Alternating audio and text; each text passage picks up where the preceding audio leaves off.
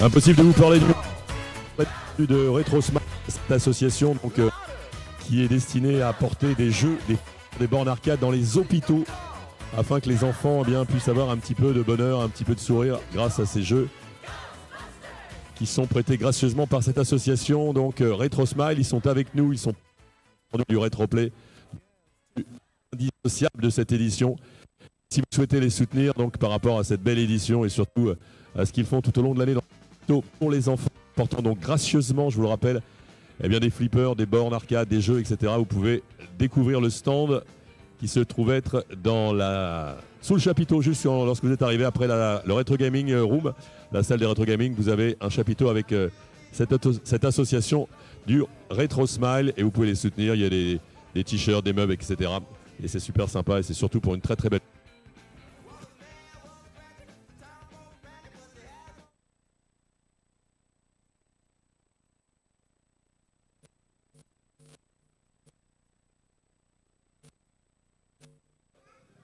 Bien, bien, bien. Bonjour mesdames et messieurs. Et on peut lancer le PowerPoint. Pour cette conférence intitulée « Le chant de la nature », conférence sur les différentes représentations socioculturelles et l'impact des cris, grognements, ululements des animaux sur notre vie moderne, culturelle et politique. C'est bien pour ça que vous êtes venus, n'est-ce pas? Ouais, parfait, nickel. On va commencer par un animal un petit peu particulier, la panthère des neiges. La panthère des neiges, Panthera uncia, précédemment Uncia uncia pour les plus anciens d'entre nous, aussi appelée léopard des neiges, once ou urbis, est une espèce de félin de la sous-famille des Pantherinae. Ça en jette, hein? Bon, pour la deuxième partie sur l'activité du jour comme la nuit, je vais passer un petit peu ça parce que je conçois que normalement vous êtes absolument tous au courant de cette partie-là. La panthère des neiges ne rugit pas. Son cri principal est un miaulement aigu, voire perçant, prolongé et intense. Et ce cri très puissant est utilisé pendant l'œstrus de la femelle pour appeler les mâles. Je ne vous apprends rien. Nous allons regarder ensemble un exemple de ce miaulement. Donc vous avez cette fameuse panthère des neiges. Est-ce que vous avez déjà entendu le cri d'une panthère des neiges? Oui. Est-ce que tu peux me dire comment ça fait? Est-ce que tu peux le faire? C'est assez aigu. Est-ce que tu peux le faire? Non, ouais, il y a du public, je comprends.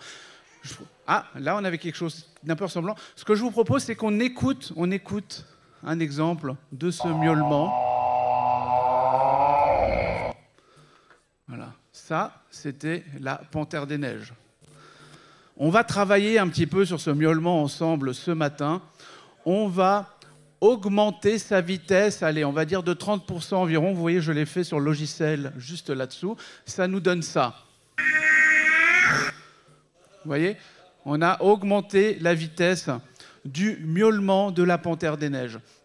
On va encore travailler un petit peu dessus. On va l'inverser. Hein, on l'a augmenté et maintenant on l'inverse. Vous voyez, dans le logiciel, on l'a inversé. Ça nous donne ça. OK ? Et maintenant, on va dupliquer ce son plusieurs fois à la suite, ce qui va nous donner... Est-ce que ça vous dit quelque chose? Hein? Et bienvenue, mesdames et messieurs, à cette conférence sur la saga Ghostbusters. Qui c'est qu'on appelle? Eh, vous êtes chaud pour un dimanche matin à 11h. Et pour un Suisse, je peux vous dire que ça fait bizarre. Et oui, ils avaient utilisé un cri de panthère des neiges pour reproduire le son de la fameuse Ecto-One. Et donc le travail qu'on a fait ce matin, c'est que réellement j'ai été chercher un son de panthère des neiges et j'ai fait ce travail. Vous avez vu qu'on a vraiment exactement la même chose. Si vous voulez faire ça à la maison, vous pouvez récupérer le son de l'Ecto-One et faire le travail inverse. Vous verrez que vous entendrez même le grognement de la panthère des neiges. Un Ghostbusters, un sacré film de potes, c'est de ça dont j'avais envie de vous parler ce matin. Qui c'est qui a vu Ghostbusters? Ça me rassure. Ah, il y en a deux qui ne l'ont pas vu. Ah si, pardon, vous aviez levé après. Ok. Déjà, je me présente, je m'appelle Julien, alias Super Canard sur les réseaux. J'ai une chaîne YouTube où je parle de pop culture de manière générale. Souvent, je parle de Picsou, de Donald et des canards de bande dessinée. C'est un petit peu ma spécialisation. Mais voilà, j'ai une spécialisation de manière générale, un petit peu dans la pop culture. C'est pour ça que Cyril m'a proposé de venir remplacer l'ami Indiana Toys, qui lui est parti sur une autre convention ce week-end pour le festival Retroplay. Et je suis vraiment très content d'être avec vous ce matin. Mais d'abord, on va parler un petit peu de vous. Je vous propose de venir scanner le code que vous avez là. Parce que vous avez votre téléphone. Scannez ce code et vous allez voir qu'on va vous poser une question. Et vous allez pouvoir y répondre. Et la question, pour ceux qui ne sortent pas leur téléphone, c'est un mot pour résumer ce qu'a été Ghostbusters dans votre vie de geek, ou le souvenir que vous en avez, ou ce que vous en savez. Alors, allez-y, mettez-moi des mots. Comme ça, je sais un petit peu à qui j'ai affaire et je sais un petit peu ce à quoi vous fait référence. Ah, il n'y a pas de réseau. Vous avez du réseau? Personne n'a du réseau? Non. Alors, vous savez quoi? On va le faire à l'ancienne. Tu as un micro avec toi? Voilà. J'aimerais que vous me disiez, voilà, levez la main quand vous avez un mot qui fait référence pour vous à Ghostbusters. Là, on a fantôme. On n'avait pas le micro n'a pas marché, mais on avait fantôme. D'autres choses.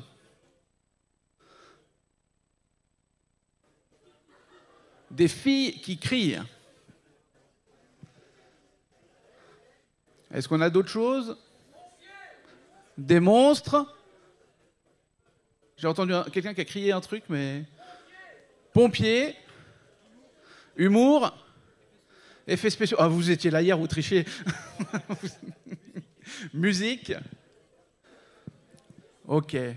Un petit peu tous ces éléments-là qui nous font souvenir de ce très chouette film. Ghostbusters est sorti en 1984, donc on fête les 40 ans de Ghostbusters. Est-ce que c'est vieux, 40 ans? Non, ça me rassure parce que c'est exactement ma date de naissance. Merci. Et donc un film écrit par Dan Aykroyd et Harold Ramis. Et petit message à nos amis de Ghostbusters France qui sont là. Vous avez vu, j'ai corrigé la faute d'orthographe dans le nom Aykroyd. Parce que je me suis fait taper dessus hier. Et il y a un S à Ghostbusters. Décidément, il faut vraiment que je révise mon PowerPoint. À l'origine, le film devait être écrit avec un ami de Dan Aykroyd. Est-ce que vous savez qui était cet ami? John Belushi. Oui, non mais vous trichez, vous savez. John Belushi, qui était donc le partenaire de Dan Aykroyd dans quel film? Les Blues Brothers, bien entendu. Et à l'origine, le film devait se passer dans l'espace et dans le futur. Donc quelque chose de tout à fait différent de ce qu'on a aujourd'hui. Et du coup, ben voilà, avant le début de l'écriture du film, on a le décès de l'acteur John Belushi. Et du coup, le film est donc réécrit avec Harold Ramis, qui est un ami de Dan Aykroyd. Ils se sont connus dans une équipe de théâtre d'improvisation de Chicago qui s'appelait The Second City et dans laquelle on pouvait aussi retrouver Bill Murray. Alors moi, tout à l'heure, je me suis présenté un peu en tant que youtubeur, mais je suis aussi prof de théâtre et j'ai aussi une troupe d'improvisation. Donc pour moi, c'est quelque chose qui me touche de savoir que voilà, c'est vraiment des gens d'une équipe d'improvisation qui ont monté ce film-là, tout en sachant que moi, ça fait 20 ans que je suis dans une troupe d'improvisation et qu'on n'a toujours pas sorti de film. Donc, voilà. Mais ça va venir, très sûrement. Et voilà, du coup, Ivan Reitman n'était pas hyper emballé, donc le réalisateur à qui avait été proposé le film n'était pas hyper emballé par le scénario du futur et de l'espace, et du coup, ils réécrivent entièrement le film pour devenir ce qu'il est devenu aujourd'hui.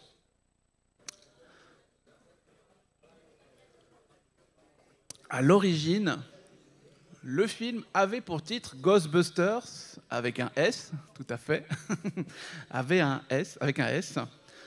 Mais malheureusement, ce nom Ghostbusters était pris par une série qui s'appelait du coup Ghostbusters. Et ils avaient dû, voilà, ils ont dû trouver d'autres noms. Donc ils avaient pensé à Ghost Breakers ou Ghost Smashers. Smashers, j'ai un accent suisse sur un accent anglais, c'est compliqué. Et donc ils ont tourné finalement le film 2 fois. Une fois en utilisant le nom Ghostbusters et une fois en utilisant le nom Ghost Breakers.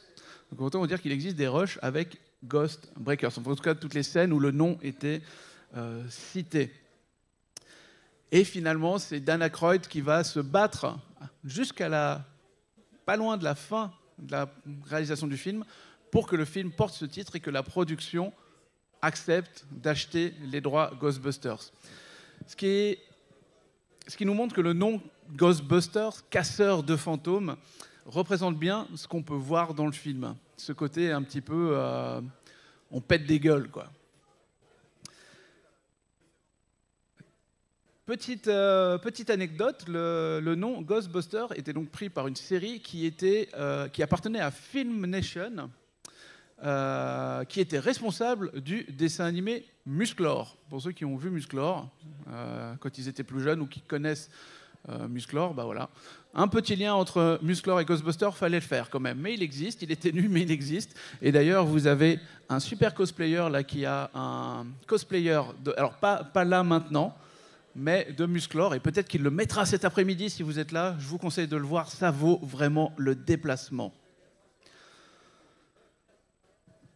J'avais envie de partir de cette citation de Dan Aykroyd. Je ne me rappelle plus la source de cette citation. Il manque de nouveau un S à Ghostbusters, désolé. Cette citation, c'est « Ghostbusters, c'est beaucoup de cœur, de sincérité et d'humour, quelques bons petits moments de trouille et par-dessus tout, un vrai sens de la camaraderie. » Et en fait, j'avais pas envie de vous raconter 1000 anecdotes de tournage, parce que surtout... Aujourd'hui, on a des fans de Ghostbusters, on a les Ghostbusters France qui sont là sur le salon et on peut les applaudir. Tout à l'heure, on les fera monter sur scène et on va leur poser quelques questions. Mais eux, ils connaissent ça par cœur. Ils ont plein d'anecdotes, de films, etc. Et je ne voulais pas leur voler la vedette. Donc, on ne va pas tellement parler de toutes ces anecdotes. Vous pourrez aller les voir sur leur stand. En vrai, j'avais envie de vous parler de la manière dont on réalise un film à cette époque.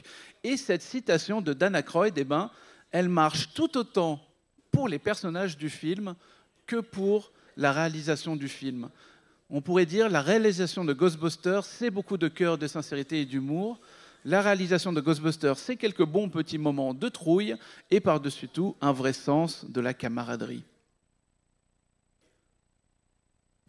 Tout à l'heure, tu m'as dit, ton premier mot, c'était fantôme. C'est ça, hein? Ensuite, on avait cri de femme, je crois. Hein? Finalement, Ghostbusters, c'est se faire peur en rigolant. Et ça, c'est quelque chose d'assez nouveau dans le cinéma de cette époque-là, des années 80, du début des années 80. Et c'est aussi mettre en avant un type de héros qui n'est pas du tout ce que l'on attend du type de héros de film au début des années 80. Alors après la fin de la présidence Carter, il y a un vrai changement de goût du public américain. Ce même public qui était plein d'espoir mais désabusé par l'échec de la libération des otages de Téhéran. Et on essaye d'oublier le vieil Hollywood et sa critique de la société, sa critique anti-establishment, style les Blues Brothers qu'on a cité tout à l'heure, et on essaye de revenir à l'ordre sous la présidence Reagan. Et on y va alors sur des films à succès optimistes, patriotiques, de type... Allez, des films patriotiques début des années 80, Top Gun, Rambo, Rocky... ou alors sur des films plus lisses, directement tournés vers le divertissement. Du style, je vais peut-être me faire des ennemis, mais du style Star Wars. On est sur du divertissement. Ou même Retour vers le futur. Hein. Et en fait, c'est à peu près à cette période-là qu'on peut imaginer une forme, pas forcément d'invention, mais de sectorisation du cinéma de genre. On va y voir d'un côté aussi les gros films d'action et de SF commencer à poindre, du type Alien 2, Terminator, etc. Et les héros de Ghostbusters détonnent un petit peu dans tous ces héros du cinéma des années 80.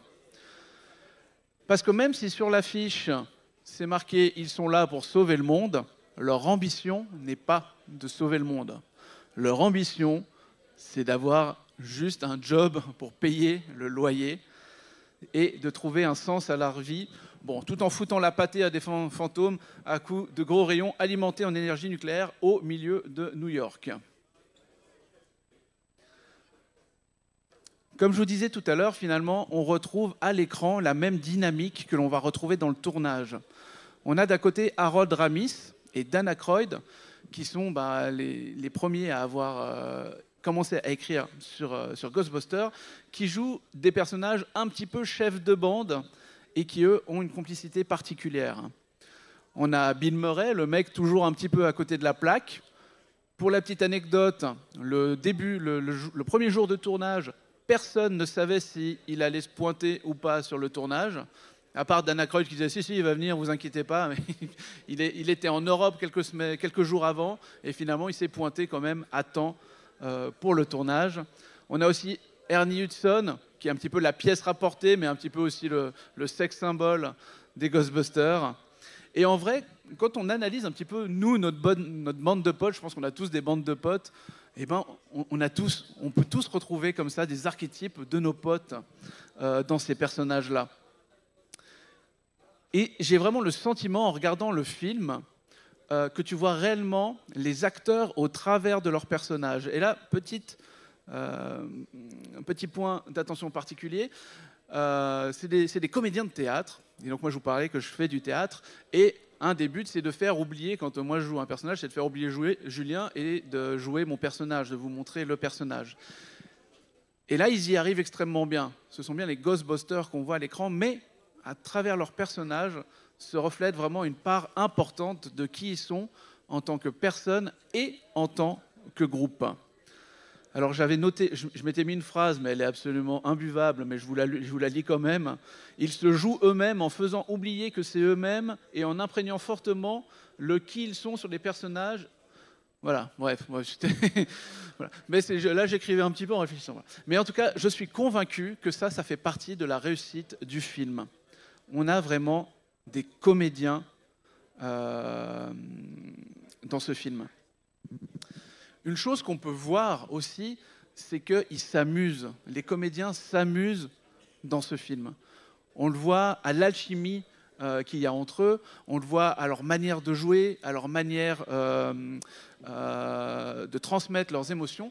Et je trouve que c'est quelque chose, pour ma part, qui s'est un petit peu perdu dans notre cinéma Hollywood aujourd'hui. Quand on prend les grands films Marvel, qui sont vraiment super, hein, moi j'adore Marvel, malgré tout, on sent qu'il y a quelque chose de très carré, c'est très codifié, et on a perdu ce sens du théâtre, de la comédie au cinéma. Ça devient assez lisse, et pour ma part, je trouve que c'est dommage. Mais c'est vraiment quelque chose que l'on peut retrouver sur Ghostbusters, et qui, à mon avis, fait que Ghostbusters est un film qui reste déjà dans l'histoire du cinéma. Quand je vous disais, on peut voir que les acteurs s'amusent.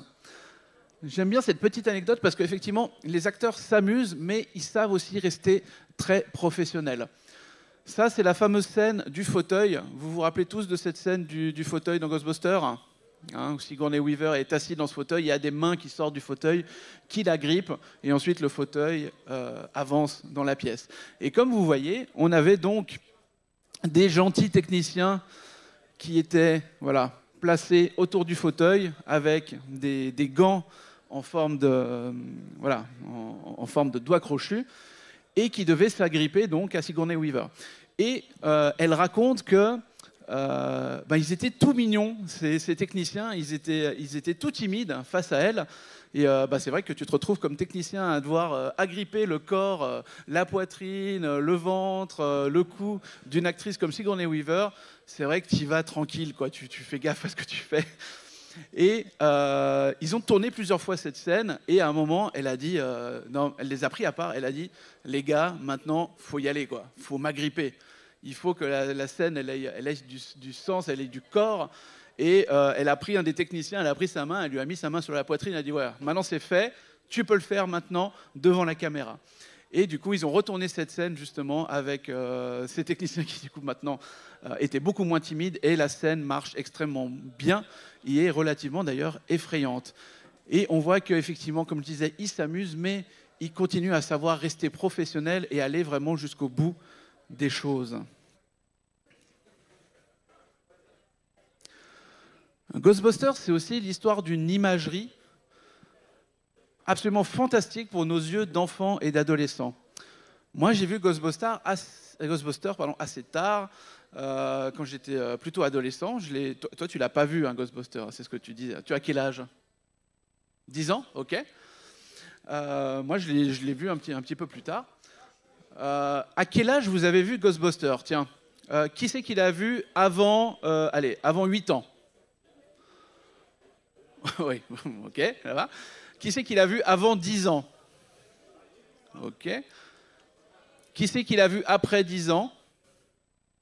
Ok. Et qui c'est qui l'a vu, je vais juste essayer de voir un plan, qui c'est qui l'a vu après 15 ans? Ok.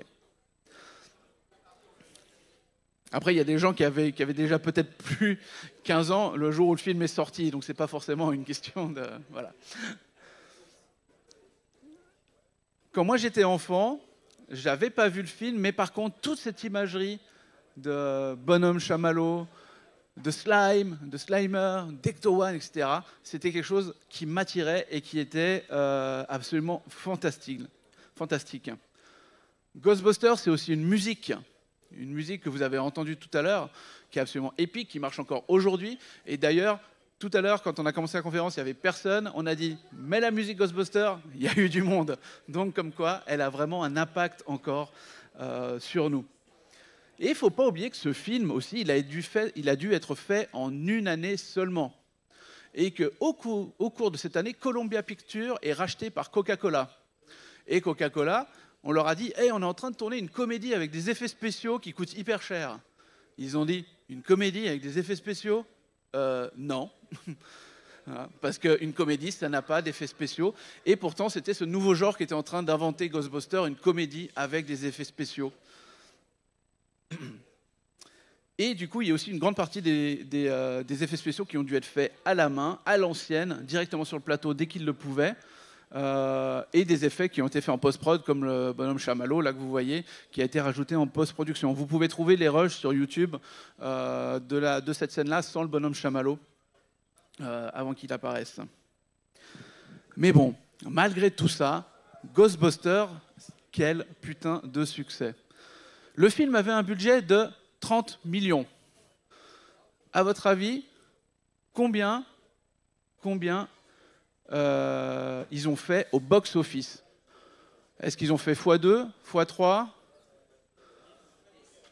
x10? J'ai entendu à x10. Ils ont fait x10. 300 millions au box-office. Et finalement, c'est pour moi la preuve que quand on a un sujet qui nous touche, Dan Aykroyd, par exemple, c'est un héritage familial, puisque la famille était réputée pour avoir des médiums. Quand on a un sujet qui nous touche, quand on a une équipe qui croit en notre projet, quand on s'entoure des gens qui ont de la valeur à nos yeux et avec qui on peut s'amuser, et quand on a des acteurs et des techniciens qui sont pros, on a beau avoir seulement une année, avoir un producteur qui ne veut pas filer de thunes, on peut réaliser une des plus grandes œuvres de la pop culture. Une œuvre qui va influencer le cinéma encore aujourd'hui dans sa manière d'aborder les rôles, d'aborder les anti-héros. Les anti-héros? Les anti-héros? Il y a une liaison que j'ai mal faite. Les anti-héros. De créer des personnages atypiques et intéressants dans un milieu qui se voulait plutôt lisse. Et quand je dis plutôt lisse, je parle vraiment de l'apport des personnages anti-héros, l'apport du théâtre au cinéma.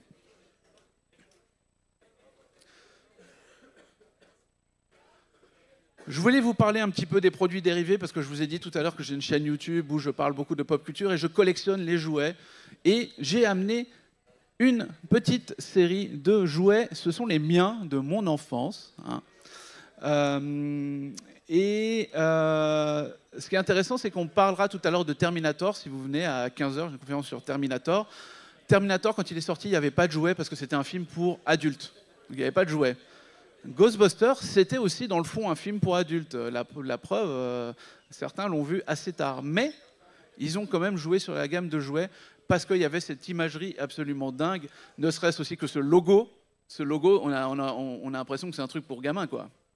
Et ça, c'était de nouveau dans mes yeux d'enfant, c'était génial. Donc là, je vous en ai amené quelques-uns. Alors, je ne sais pas si tu veux. Est-ce qu'on arrive à les voir à la caméra? Je crois qu'il est sur autre chose à la régie. Voilà, donc vous avez ces personnages que vous pouvez activer. Vous voyez qu'il y a les cheveux qui se lèvent, la bouche qui s'ouvre. Bon, le mécanisme est un petit peu vieillot comme ça. Hein. Celui-là aussi a un mécanisme un peu vieux. Alors, hop, je vais le prendre. Voilà.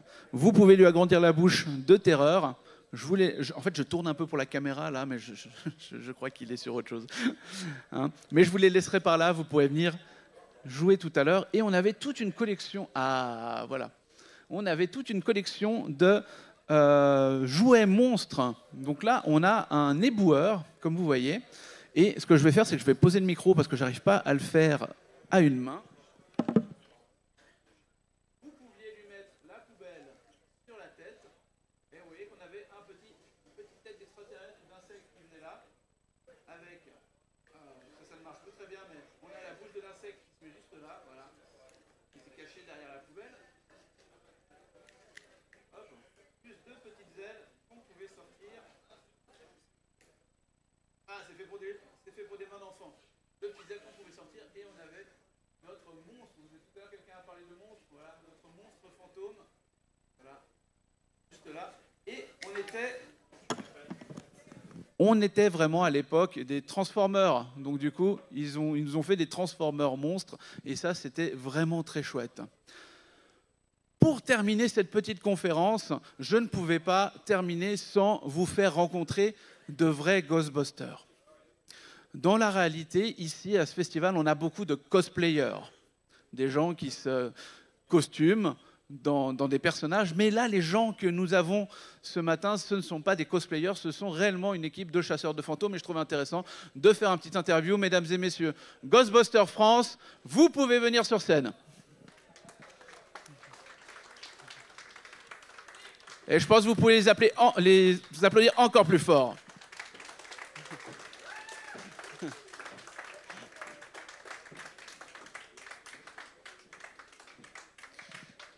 Et nous avons la chance aussi, elle n'était pas là hier, mais nous avons Janine avec nous. Voilà. Qui est donc... Là, je vais te prendre le micro. Ouais, super. Et c'est vrai que je n'ai pas beaucoup parlé de toi. Est-ce que tu peux te présenter ? Alors moi, c'est Janine, la secrétaire qui veille sur ces messieurs, qui leur permet de trouver des clients et qui répond au téléphone. Donc, j'aimerais un peu de congé. Donc on est d'accord que ce matin, si des gens ont des problèmes de poltergeist, c'est vers toi qu'ils s'adressent en premier ? C'est ça. Voilà. C'est ça. Et ensuite, tu envoies quelqu'un... Est-ce qu'on a... Je vous laisserai passer le micro entre vous. Est-ce qu'on a eu des problèmes de fantômes sur le festival ? Un petit peu. Un petit peu ? Mais c'est confidentiel. Ah ! Ah ben vous voyez, on voilà. vient de trouver encore un spécimen. C'est très intéressant. Il était où ? Révise ton guide de Tobin, s'il te plaît. Est-ce qu'on peut l'interviewer ? Oh, poubelle. Ah non, c'est pas écologique. On peut pas l'interviewer, le fantôme. Ah, il peut monter. Une fois qu'il est... On peut l'applaudir, mesdames et messieurs.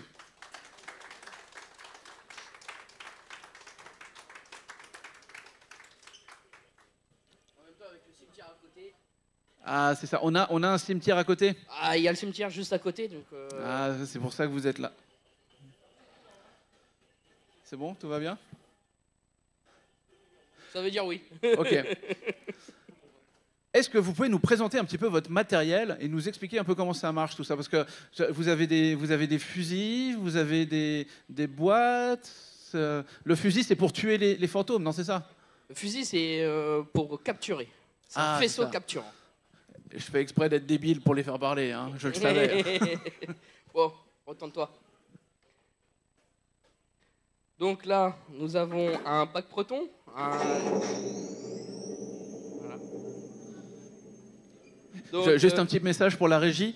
Ça marche vachement mieux au niveau du son que les micros quand même, hein. Du coup, un bac proton avec un accélérateur nucléaire. Mais il faut pas le dire, c'est Ok. illégal.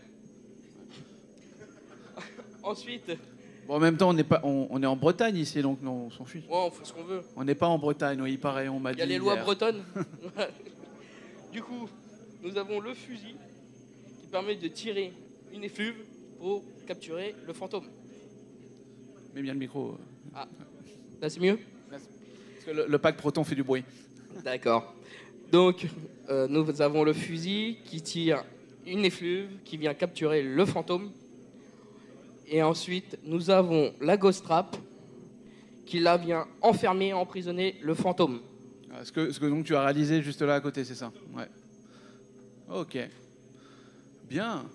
Est-ce que vous avez des questions pour les Ghostbusters? Bon, apparemment, c'était très clair. Après, qu'est-ce que on peut montrer? Autre matériel du chasseur de fantômes, le PKE. Ah oui, c'est ce avec quoi tu me scannais, Comment c'est ça? Ouais. Voilà.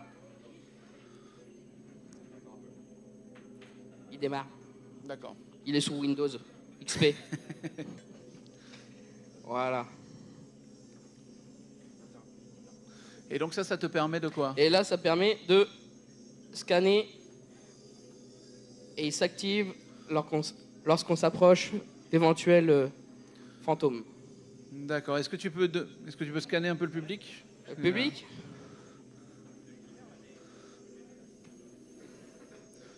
Oh. Ouh, là-bas. Voilà, là-bas. Ouais, ceux qui sont en blanc et là-bas, noir, là. là-bas, oui. Ah oui, Ouais. vous avez un petit groupe derrière vous, Ouais, juste bien là. sûr. Vous Ouais. voyez? Ah ouais, ah, c'est pas mal. Ah, ça Ouais. marche bien. Ouais. Ouais, C'est pas mal, c'est... on ira aller voir tout à l'heure. Ouais. On vous laisse vous en occuper alors. Est-ce que vous pouvez maintenant faire une petite parenthèse dans vos rôles de Il y a une Ghostbusters? question là-bas. Ah, il y a une question. Alors, on fera la parenthèse après. Est-ce que vous diriez que c'est une bonne situation, ça, Ghostbusters? Quelle est la question? Si c'est une bonne situation. D'être Ghostbuster? Ouais.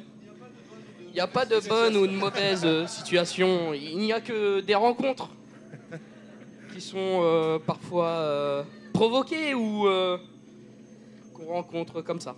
Des rencontres ectoplasmiques.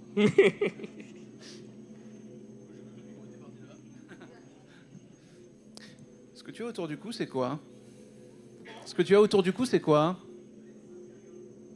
Alors, c'est le fameux sifflet de la mort Ouais, aztèque. c'est ce qui me semblait avoir... Ah oui, tout à fait, oui. ouais, avoir Alors, reconnu. chez les Aztèques, c'était utilisé pour chasser les mauvais esprits. Et dans SOS Fantôme, l'héritage, c'est le jouet préféré de notre cher podcast. Donc, on va voir si ça va chasser les espèces de 3 fantômes là-bas là, que je vois. On va faire un petit test. Attention les oreilles, hein.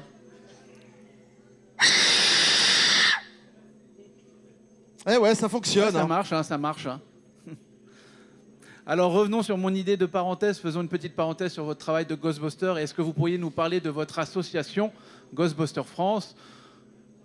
Qui est-ce que vous êtes? Qu'est-ce que vous faites? Comment est-ce qu'on peut vous rejoindre? Comment est-ce qu'on peut vous donner des sous? Nous rejoindre. Bon, du coup, on est Ghostbuster France, une association qui a été créée il y a 13 ans. Du coup, on est des fans de la franchise où on s'habille, on vient en convention, on fait des animations sur des stands autour de la licence Ghostbuster. Certains de nos équipements sont fabriqués maison, d'autres non. Et on essaye d'avoir des interactions avec le public autour du film, avec divers accessoires ou animations qu'on fait. Et en tout cas, vous avez un super stand que moi j'ai déjà, j'ai vu là, mais que j'ai déjà vu aussi dans d'autres conventions. Vous avez le grippin, moi le grippin, je trouve ça génial. Vous avez aussi, je ne sais plus le nom, mais le test avec les cartes. Oui, la machine Weckman. La machine Weckman, voilà. Vous pouvez aller tester vos pouvoirs parapsychologiques. Et du coup, on arrive un petit peu à la fin de cette conférence, mais il y a une question, c'est ça? Allons-y. Profitez, hein. Si vous avez des questions, levez la main, il n'y a pas de souci. Ouais, c'est une question... C'est pas le micro, c'est pas le micro. Il faudra tester le micro. Je me demandais, dans les années 2010, il y a eu un Ghostbuster avec que des femmes. Et Celui de 2016 2016, voilà. Et ensuite, quand ils ont fait un reboot... ça répond déjà à ma question. Et en plus, quand il y a eu le reboot auquel vous avez fait allusion, c'était comme si celui avec les femmes n'avait pas existé. Et du coup, je voulais avoir votre impression là-dessus pour savoir si Janine, en dehors du secrétariat, était intéressée notamment... Oui. Alors, normalement, c'est 2016 le reboot et 2021 la suite. Et celui de cette année, la suite de 2021. Nous on le prend plus. Nous on le prend. Ça venait du cœur. En tout cas, moi je le prends plus comme un univers parallèle, un truc, voilà, un dérivé. Bon, voilà, ça fait partie de la licence. Il est là, qu'on l'aime ou qu'on l'aime pas, il est là. Il y en a qui l'aiment, il y en a d'autres moins, beaucoup moins. Et non, voilà. Après, sur ce film-là, moi voilà, j'ai un avis un peu... c'est la réalisation qui me gêne dessus. Ça pouvait faire une très bonne chose et je trouve que c'est la réalisation qui a un peu péché. Voilà. Mais je le trouve plutôt correct quand même. Puis les effets spéciaux, c'est fait par Star Wars, alors ils sont top. Est-ce que madame est femme du film? Non, mais je suis un peu dégoûtée que quand ils ont refait ensuite la suite, on n'ait pas tenu compte du fait que ça avait existé. Alors, non, en fait, le 2016 avec l'équipe féminine, comme on disait, c'est un reboot. Donc c'est vraiment... c'est un peu comme le principe du multivers, si on peut dire. Hein. Ils sont dans un autre univers. C'est un autre univers où l'équipe Ghostbusters, d'ailleurs, dans le 2016, on ne parle pas des anciens. Ils n'existent pas. Les acteurs font des caméos dedans, mais ce n'est pas leur rôle originaux, quoi. Ce n'est pas leurs personnages originaux. Là, les deux derniers films, L'Héritage et La Menace de glace, eux, pour le coup, sont, comme on dit dans le jargon, canon avec les deux anciens. C'est-à-dire que c'est vraiment une saga, une série de 4 films, pour le moment, qui se suivent réellement au niveau de l'histoire, les mêmes personnages, il y a une continuité temporelle, visuelle, tout ça. Le 2016, c'est vraiment un film à part. D'où le fait qu'il n'y ait pas de référence au 2016, ce serait pas, pour le coup, ce ne serait pas cohérent, quoi. Est-ce que si on imagine un futur film où, à la manière des multivers Marvel, tout d'un coup, je ne sais pas, il y a une faille temporelle créée par un fantôme qui fait se rencontrer les deux équipes? Comment c'est possible. Dans l'absolu, tout est possible. Hein. L'univers des fantômes est très peu connu. D'ailleurs, les Ghostbusters le reconnaissent dans le tout dernier film. Ils disent que finalement, ils en savent très peu sur cet univers-là. Et qui sait, oui, ils pourraient très bien se rencontrer un jour, on n'en sait rien. Hein. Bon, après, vu malheureusement l'accueil critique du 2016 qui a été assez désastreuse, je pense que les studios Sony risqueront pas ce genre de choses. En revanche, il est d'ores et déjà prévu que l'équipe qui a réalisé donc, les anciens Ghostbusters et les 2 derniers fasse encore un nouveau film. On croise les doigts pour que ça reste une bonne suite, que qu'on tombe pas dans le trop commercial, etc. Mais ils ont envie d'étendre l'univers Ghostbusters, de le sortir un peu des limites de cette équipe d'origine et leurs successeurs, mais au niveau de New York. Voilà, le projet est en cours. Ils en ont parlé là récemment. Dan Aykroyd en a parlé récemment. Oui. En dehors des films, évidemment, il y avait dans le temps, dans les années 80, le dessin animé SOS Fantôme, Real Ghostbusters. Dans les années 2000, on a eu Extreme Ghostbusters.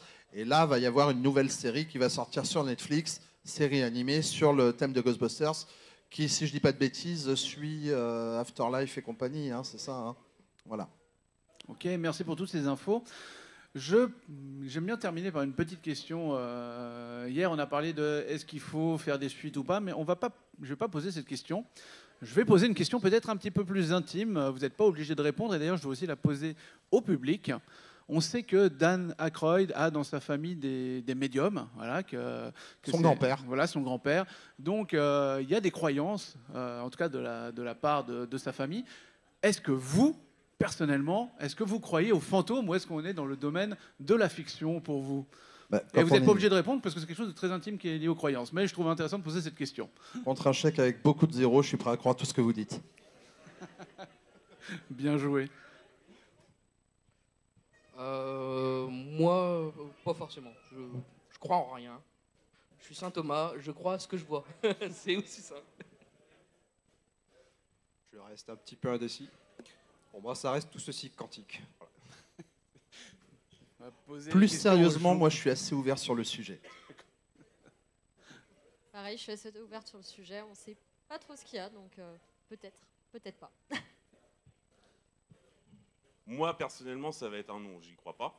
Je crois à d'autres choses, mais l'existence des fantômes et autres, c'est pas mon truc. Et à main levée, qui croit aux fantômes dans le public?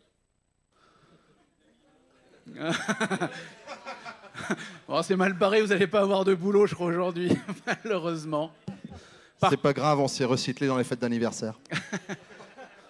Par contre, qui est fan de Ghostbusters? Ah, voilà, ça c'est... Bah alors, j'en veux un peu plus franco qu'au début dans ces cas-là. Hein. Who you gonna call? Ah, bah voilà, c'est déjà mieux. Et pour terminer, il me semble qu'il y a une question, c'est ça? Est-ce qu'on vous a déjà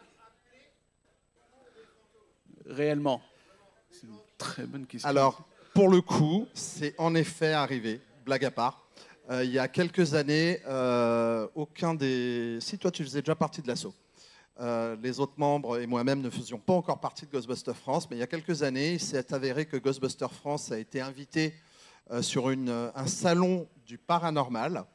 Donc eux, ils étaient invités comme représentants de la franchise SOS Fantôme, mais il y a des visiteurs qui les ont pris au premier degré, qui leur ont vraiment demandé de venir faire des détections chez eux, tout ça. Donc ouais, c'est arrivé. Et moi, à titre plus personnel, encore récemment, comme vous avez pu le voir derrière, il y a le van là, le van noir, l'Ectovan BZH. Donc c'est mon camion et il s'avère que moi je me déplace tous les jours avec, comme ça. Et on m'a déjà posé très sérieusement la question si j'étais vraiment un enquêteur en paranormal. Ceci dit, si moi je voulais ouvrir si moi j'y croyais et que j'avais envie d'ouvrir un business d'enquêteur paranormal, je crois que toute l'imagerie de Ghostbusters, c'est ce que je reprendrais, quoi. Ouais, bah là, faut s'arranger avec Sony, hein, ça va être compliqué. C'est tellement classe.